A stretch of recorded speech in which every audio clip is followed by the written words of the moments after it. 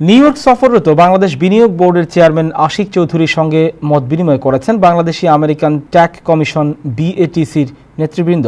গত ৫ সেপ্টেম্বর ম্যানহাটনের একটি হোটেল রুমে বিএটিসির প্রতিষ্ঠাতা চেয়ারম্যান মিজান চৌধুরী ও সেক্রেটারি আহমেদ সোহেলের নেতৃত্বে ১৫ সদস্যের একটি প্রতিনিধি দল তার সাথে সৌজন্য সাক্ষাৎ ও মত বিনিময় করেন।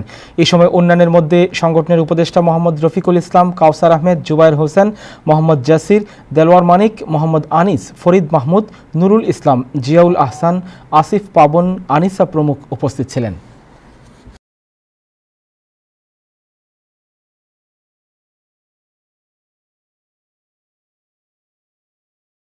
আমরা যদি এরকম একটা প্রবলেম স্টেটমেন্ট ট্যাকল করতে চাই যে what India has done in IT sector, আমি কালকে একজনের সাথে কথা বলছিলাম যে why do you go to India, why do you not go to Bangladesh, and the simplest answer they can give me is India is plug and play, Bangladesh is not.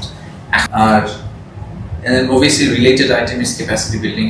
You guys are already working on it, but how do we have more kids? সবাই বলছে যে I think you've heard this many times now, we have a generational challenge / opportunity, right?